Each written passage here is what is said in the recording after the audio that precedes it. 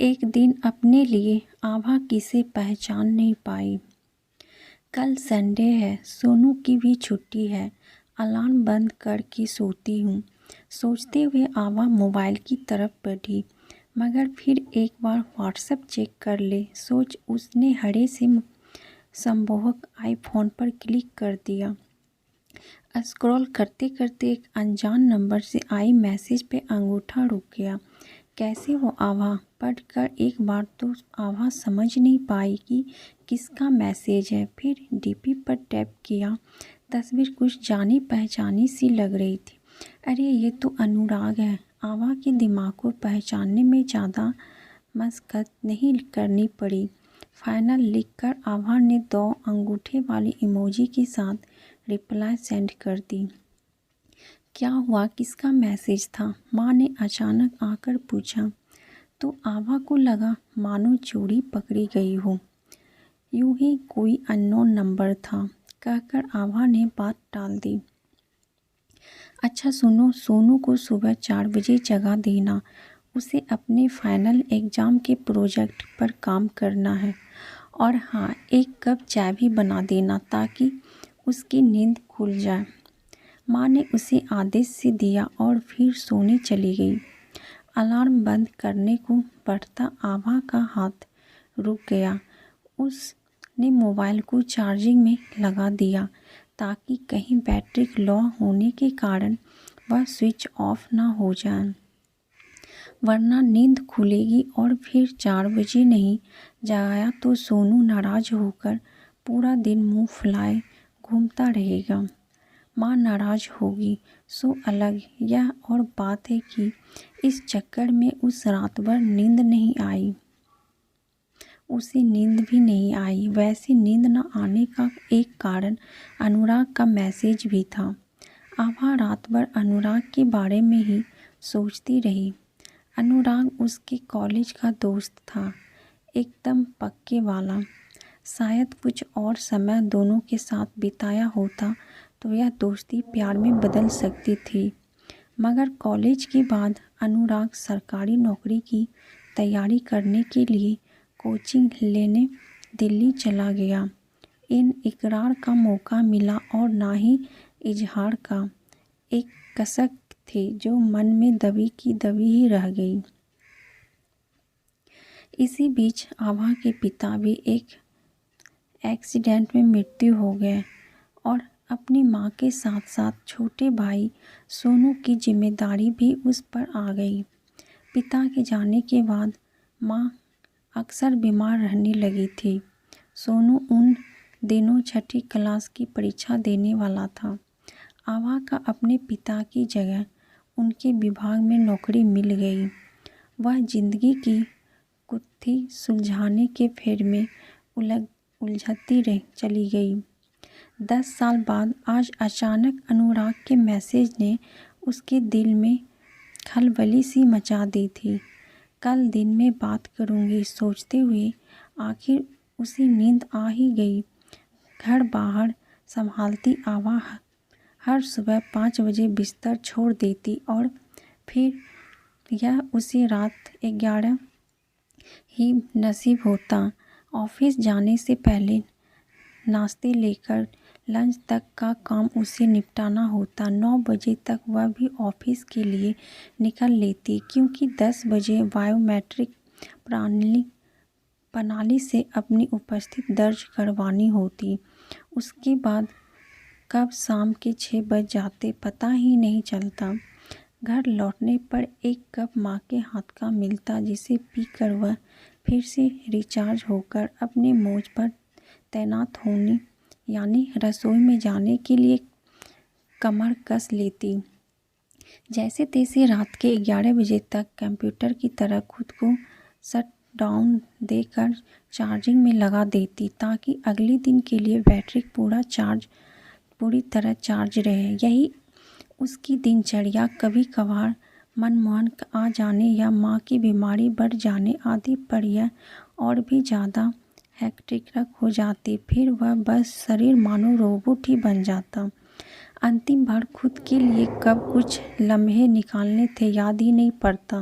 बस इसी तरह मशीन ही चलती ज़िंदगी में। अचानक अनुराग मैसेज जैसे लूप ट्रैक का काम किया। सुबह के लगभग 11 बजे जब आभा ऑफिस के रूटीन काम से थोड़ा ही फ्री हुई तो उसे अनुराग का ख्याल आया। मोबाइल में उसके रात वाले मैसेज को ढूंढकर फ़ोन नंबर एक कागज़ पर लिखा और डायल कर दिया। जैसे ही फ़ोन की दूसरी तरफ घंटी बजी, उसके दिल की आवाज़ सुनकर आभा खिल उठी।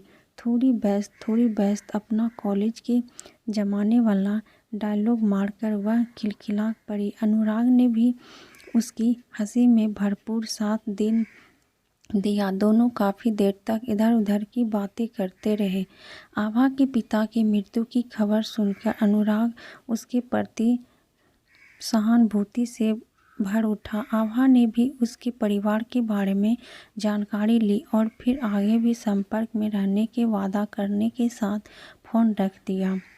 अनुराग से बात करने के बाद आभा को लगा कि जिस तरह मशीनों में तकनीकी खामियां आती है और उन्हें मरम्मत की ज़रूरत पड़ती है, ठीक उसी तरह उसमें मन को भी मैकेनिक की ज़रूरत थी। तभी तो आज पुराने दोस्त से बात करके उसका मन भी कितना हल्का हो गया।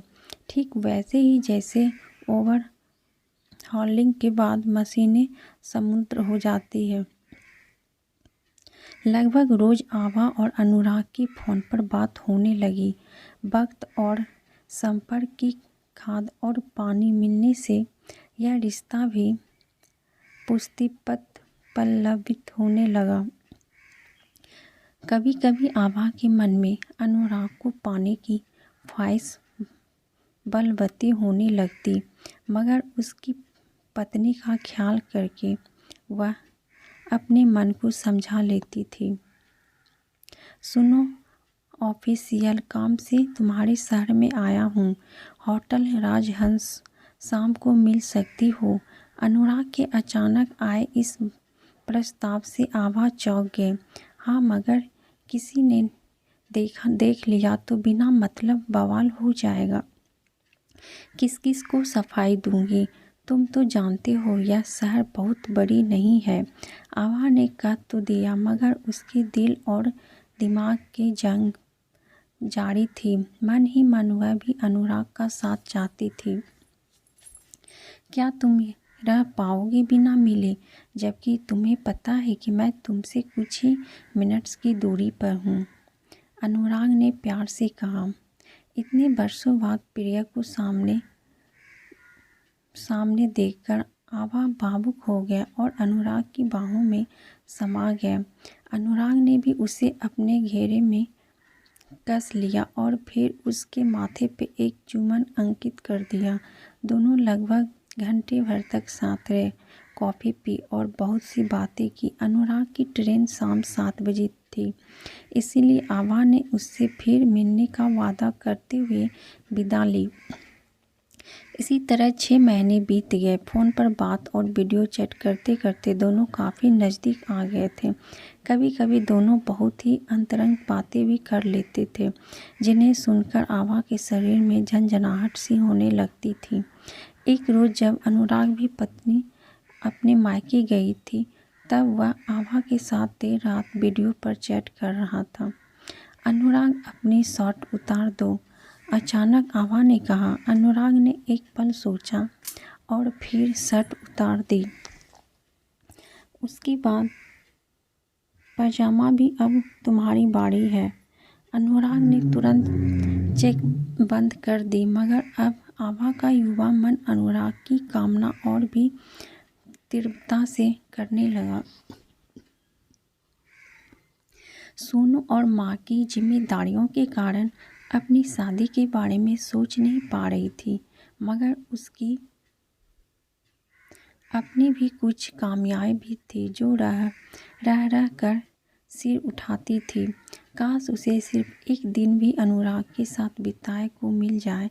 इस एक दिन में वह अपनी पूरी जिंदगी जी लेगी, अनुराग का प्रेम अपने मस्तिष्क में समेट लेगी।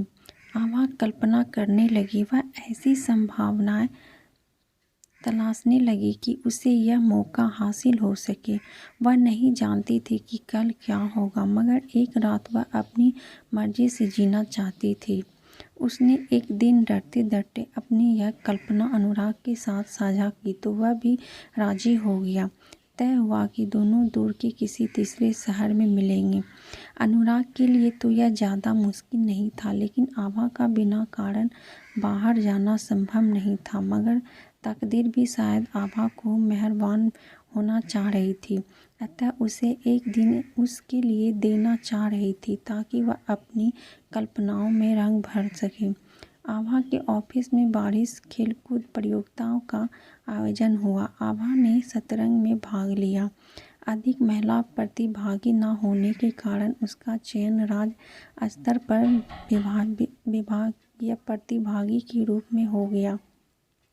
इस प्रतियोगिता का फाइनली राउंड जयपुर में होना था, जिसमें भाग लेने के लिए आभा को 2 दिन के लिए जयपुर जाना। आभा ने टूर्नामेंट की डेट फिक्स होते ही अनुराग को बता दिया। हालांकि आभा सहित सभी प्रतियोगिताओं के ठहरने की व्यवस्था विभाग के गेस्ट हाउस में की गई थी, मगर आभा ने अपनी सहेली के घर रुकने की खास परमिशन अपने लीडर से ली। आभा अपने साथियों के साथ बस से सुबह 6 बजे जयपुर पहुंच गई। अनुराग की ट्रेन 10 बजे आने वाली थी। आभा ठीक 10 बजे रेलवे स्टेशन पहुंच गई। फिर अनुराग के साथ एक होटल में पति पत्नी के रूप में चेक इन किया। थोड़ी देर बातें करने के बाद आभा ने उससे विदा ली, क्योंकि दोपहर बाद उसका मैच था। हालांकि दोनों ही अब दूरी बर्दाश्त नहीं कर पा रहे थे, मगर जिस बहाने ने उन्हें मिलाया था उसे निभाना भी तो जरूरी था, वरना पूरी टीम को उस पर शक हो जाता। आभा ने बेमन से अपना मैच खेला और पहले ही राउंड में बाहर हो गई। उसने टीम लीडर से तबीयत खराब होने का बहाना बनाया और 2 ही घंटों में वापस होटल आ गई। अनुराग ने उसे देखते ही बाहों में भर लिया और उसके चेहरे पर चुंबनों की झड़ी लगा दी। आभा ने उसे कंट्रोल किया। वह इन लम्हों को चाय की चुस्कियों की तरह घुट-घुट कर पीकर जीना चाहती थी। आभा की जिद पर दोनों मॉल में घूमने चले गए। रात 9 बजे डिनर करने के बाद जब वे बेडरूम में आए तो अनुराग ने उसकी एक ना सुनी और सीधे बिस्तर पर खींच लिया और उस पर बरस पड़ा। आभा प्यार की इस पहली बरसात में पूरी तरह भीग गई। उसके बाद रात भर दोनों जगते रहे और रिमझिम फुहारों का आनंद लेते रहे। सुबह दोनों ने एक साथ शावर लिया और नहाते नहाते एक बार फिर प्यार के दरिया में तैरने लगे। आभा पूरी तरह तृप्त हो चुकी थी। आज उसे लगा मानो उसकी हर इच्छा पूरी हो गई। अब उसे अधिक की चाह नहीं थी। इसी बीच आभा के टीम लीडर का फ़ोन आ गया। उन्हें 10 बजे रवाना होना था। आभा ने अनुराग के होठों को एक बार भरपूर चूसा और दोनों होटल से बाहर आ गए। अनुराग ने उसके लिए कैब बुला ली थी। कैसा रहा तुम्हारा यह अनुभव? अनुराग ने शरारत से पूछा। मैंने आज जाना कि कभी कभी फूलों को तोड़कर खुशबू हवा में बिखेर देनी चाहिए। कभी कभी किनारों को तोड़कर बहने में कोई बुराई, खुद के लिए चाहने में कुछ भी अपराध नहीं। बेशक समाज इसे नैतिकता के तराजू में तौलता है, मगर मैंने अपने मन ही सुनी और मुझे उसी का पल्ला भारी लगा। आभा ने अनुराग का हाथ थामकर दार्शनिक की तरह कहा। अनुराग इस बात को कितना समझा, कितना नहीं यह मालूम नहीं, मगर आभा आज एक दिन अपने लिए जीकर बेहद खुश थी। अब वह एक बार फिर से तैयार थी, बाकी सब के लिए जीने की खातिर। तो कैसी लगी दोस्तों आप सबको ये कहानी?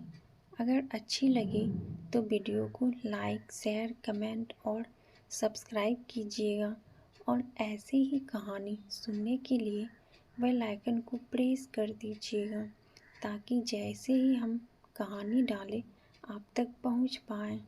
फिर मिलती हूँ एक ऐसे ही कहानी के साथ। तब तक के लिए बाय बाय। Thank you.